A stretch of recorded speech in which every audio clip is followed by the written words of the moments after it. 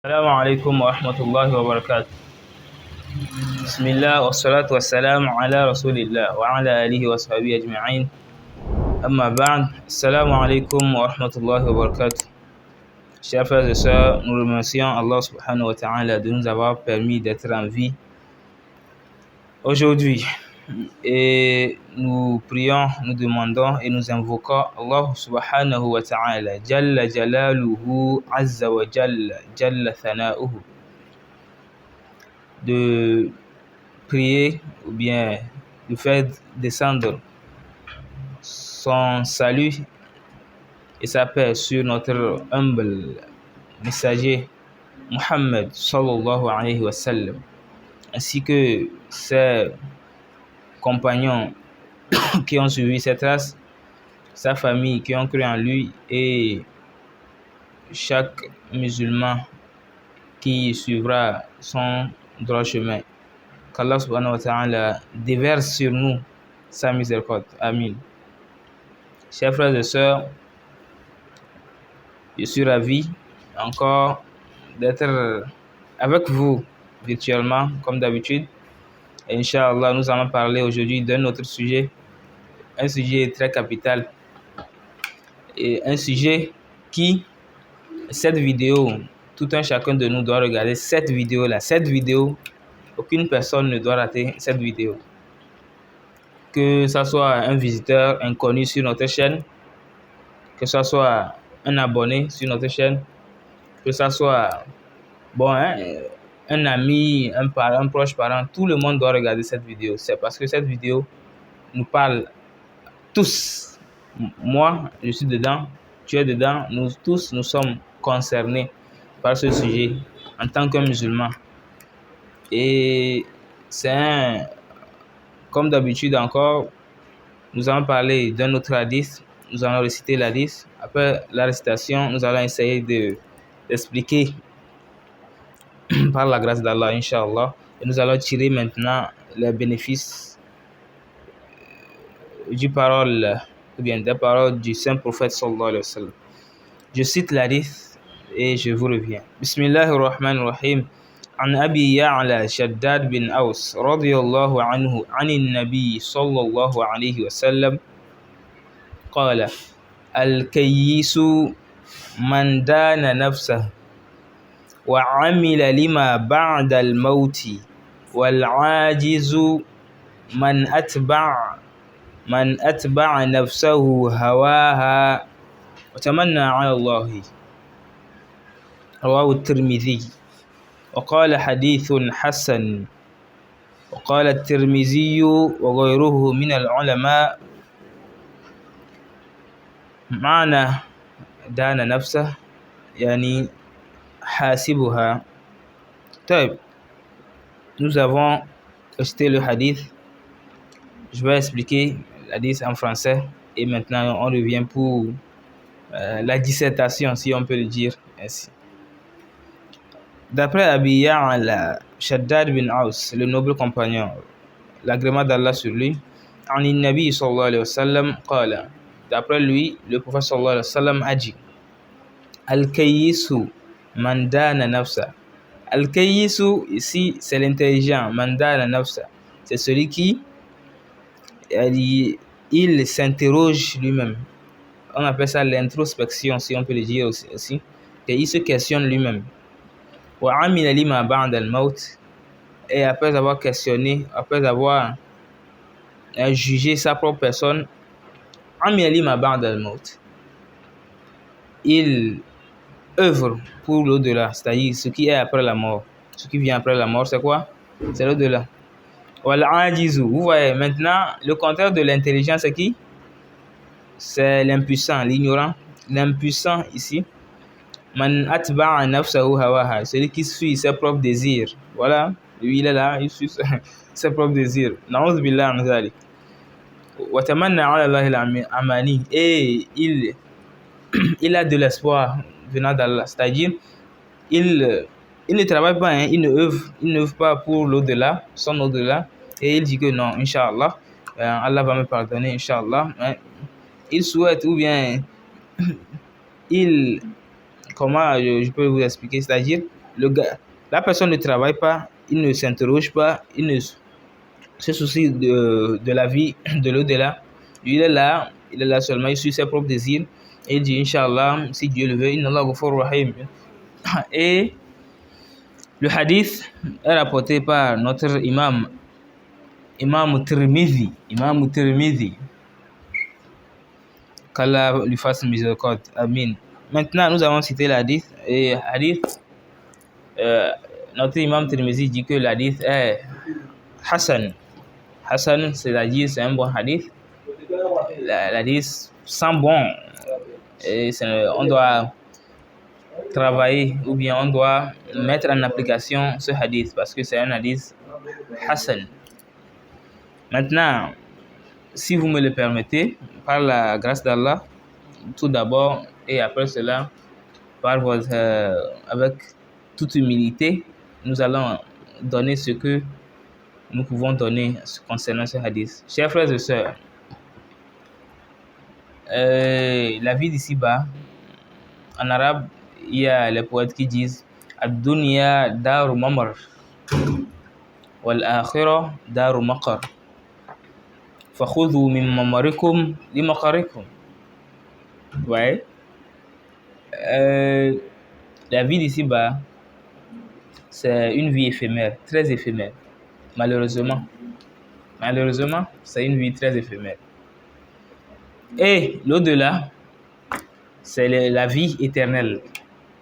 Et donc, on nous dit de prendre notre vie éphémère pour acheter notre vie éternelle. C'est-à-dire, c'est comme si, je vais donner un exemple que tout le monde va se retrouver dedans. Tu as l'argent, mais l'argent que tu as besoin d'un téléphone pour communiquer avec les gens que tu aimes, pour travailler, pour avoir plus d'argent aussi. Mais tu as peur maintenant que, mais 50 000 là, mais 70 000 là, si je prends ça pour aller acheter un nouveau portable, peut-être que je vais rester affamé peut-être quelques jours ou bien il y aura plus de sous sur moi. Mais tu aimerais avoir quoi? Le nouveau portable là, pour travailler, pour plus d'efficacité. Malheureusement, tu es obligé de donner tes 50 000, tes 70 000 pour avoir quoi? Ce portable. De même que nous, les garçons, peut-être que tu as un 500 000, un 700 000, tu as de quoi manger, tout ça là, et tu es célibataire. Les célibataires vont se retrouver dans cette vidéo. Masha'Allah. Qu'Allah marie tous les célibataires et nos sœurs aussi qui sont célibatrices ou bien. Bon, c'est comme ça, non? Ok. Qu'Allah le donne des bons maris aussi. Inch'Allah. Je sais que beaucoup de personnes vont se retrouver dans ce cas-là. Alors, revenons à nos moutons. Vous avez de l'argent, 500 000, 700 000, 1 million, je ne sais pas trop. Mais vous ne voulez pas perdre l'argent là. Mais bon, vous avez vu la fille vous plaît, la fille accepte de vous marier, mais vous ne pouvez pas prendre la fille comme ça, venir vous déposer chez vous. Donc vous êtes obligé d'aller payer la dot. Donc, l'exemple parfait là-bas, c'est que votre argent qui est avec vous actuellement, c'est la vie éphémère. C'est-à-dire vous vivez ça, vous avez ça déjà. Maintenant, la fille ou bien la femme que vous voulez épouser maintenant, ou bien le portable que vous voulez acheter, c'est la vie éternelle. Parce que quand elle va venir chez vous maintenant, elle devient halal pour vous, pour toute la vie. Mais votre argent, ça peut se perdre à tout moment. Vous voyez? Donc, on a dit de prendre notre vie éphémère que nous vivons ici pour acheter notre au-delà. Et Allah subhanahu wa ta'ala, écoutons bien, il y a un verset vers la fin de la sourate Al-Qasas, le récit, où Allah subhanahu wa ta'ala nous dit, en parlant de Corée, Qarun, أعوذ بالله من الشيطان الرجيم بسم الله الرحمن الرحيم إن قارون كان من قوم موسى فبغى عليهم وآتيناه من الكنوز ما إن مفاتحه لتنوء بالعصبة إذ قال له قومه لا تفرح إن الله لا يحب الفرحين. Ensuite, ce qu'ici, j'aime ce verset au fait. Allah subhanahu wa ta'ala dit وَابْتَغِ فِيمَا آتَاكَ اللَّهُ الدَّارَ الْآخِرَةَ وَلَا تَنْسَ نَصِيبَكَ مِنَ الدُّنْيَا وَأَحْسِنْ كَمَا أَحْسَنَ اللَّهُ إِلَيْكَ وَلَا تَبْغِ الْفَسَادَ فِي الْأَرْضِ إِنَّ اللَّهَ لَا يُحِبُّ الْمُفْسِدِينَ. Ce qui m'intéresse dans ce verset, c'est وَابْتَغِ فِيمَا آتَاكَ اللَّهُ الدَّارَ الْآخِرَةَ وَلَا تَنْسَ نَصِيبَكَ مِنَ الدُّنْيا. Vous voyez, le musulman, un bon musulman, il reste au juste milieu. Je ne vais pas en faire trop. Il y aura, Inch'Allah, d'autres vidéos. On va parler de ces différents sujets-là. Mais ici, Allah subhanahu wa ta'ala nous dit ce qu'Allah t'a donné, il faut prendre ces bienfaits-là pour chercher ton au-delà. Mais n'oublie pas ta part d'ici bas. Voilà, tu peux aller en vacances, tu peux passer des vacances avec ta famille, machallah. Tu peux sortir avec ta femme, ta maman, acheter une voiture pour ta maman, aller au pèlerinage avec tes parents, c'est bien. Tes petits frères, faire quelques sorties, leur acheter des motos. Alhamdoulilah, si tu en as, tu as les moyens. Mais c'est-à-dire, tu n'oublies pas ta part. Mais à 90%, ton objectif doit être l'au-delà. L'au-delà, tu construis. Fils sabilillah, zakat, tu fais le hajj, ramadan. C'est-à-dire, tu mets le paquet. Et surtout, dans ce mois de Ramadan, on doit mettre le paquet. C'est ce pourquoi j'ai voulu vous faire cette vidéo. Parce que, en ce moment où je vous fais cette vidéo, nous sommes presque le 15e jour, n'est-ce pas? Oui, le 15e jour. Vous voyez? Hier, on a commencé le premier jour. Aujourd'hui, on est le 15. Le Ramadan est déjà fini. Malheureusement, c'est déjà fini. Mais tu dois maintenant, pour être... C'est pour cela, il y a deux chemins. Tu es dans lequel le prophète sallallahu alayhi wa sallam dit Al-Kayyisu mandana nafsa. L'intelligent, l'homme intelligent, ce n'est pas celui qui a bac plus 7, un doctorat ou bien un professeur, ou bien celui qui a magistère, non, l'intelligent, c'est celui qui mandana nafsa. Il se questionne. Oh, est-ce que j'ai fait du bien pendant ce mois de Ramadan? Est-ce que depuis que je suis né, est-ce que j'ai péché? Donc, il se questionne. Il se pose des questions, il s'interroge. Al-Hisab. Omar radiyallahu anhu a dit Hasibu anfusakum qabla an tuhasabu aw qabla an tuhasibu. C'est-à-dire, il faut vous juger vous-même. Jugez vous-même avant qu'on ne vous juge. Toi-même, tu t'es jugé. Tu sais que, ici, il y a quelques péchés, donc je dois arrêter de faire ces péchés. Ici, je dois augmenter mon adoration. Tu seras à jour auprès d'Allah. Et après avoir se questionné, il fait quoi maintenant? La personne, elle continue maintenant d'œuvrer pour l'au-delà.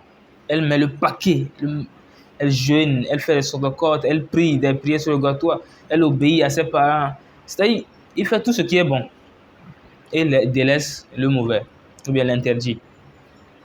Voilà, vous voyez maintenant comment appelle-t-on l'impuissant, l'homme impuissant, l'homme ici avec grand H, que ce soit un homme ou bien une femme, l'homme impuissant, l'ignorant, c'est qui? Man atba nafsa ou hawa. Lui suit ses désirs seulement. Il suit ses désirs. Son cœur dit, bon, va boire de l'alcool. Lui, il s'en fout. Il va seulement, il boit. Après avoir bu, il dit, peut-être, Inna Allah Ghafur Rahim.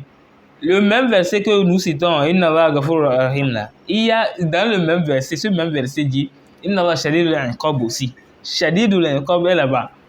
Dur en châtiment. Les gens oublient ça. Il y a un ami qui m'a dit que son mari, ça y est, il me racontait une histoire que le mari, chaque fois il sort, il commet des péchés, il vient, il revient et il dit à sa femme, Inna Allah Ghafur Rahim, Inna Allah Ghafur Rahim. Un jour, il est revenu, il dit, Inna Allah Ghafur Rahim. Et sa femme me dit, Inna Allah Shadidul Inqab. Dieu est dur en châtiment aussi. Donc, chers frères, nous devons faire un choix. Quel est ton choix? Tu es un intelligent qui se questionne, qui se juge soi-même et œuvre pour l'au-delà, ou bien tu es un impuissant, un ignorant qui suit ses désirs, ses passions, qui désobéit à Allah et qui met tout sur Allah qui dit que, Inch'Allah, Allah va me pardonner. Qu'Allah subhanahu wa ta'ala nous montre la fin de ce mois béni et qu'il nous pardonne nos péchés, qu'il fasse que nous soyons parmi les gens du paradis et que nos âmes soient pures après ce mois, ainsi que le reste de notre vie. سبحانك اللهم وبحمدك أشهد أن لا إله إلا أنت أستغفرك وأتوب إليك وهذا جهد وكل ممن ذنبه يهدم الجبال بلا معول وهذا مشرف وهو بني أمين أقول حمدت الله من وكمل السلام عليكم ختاما وابتداء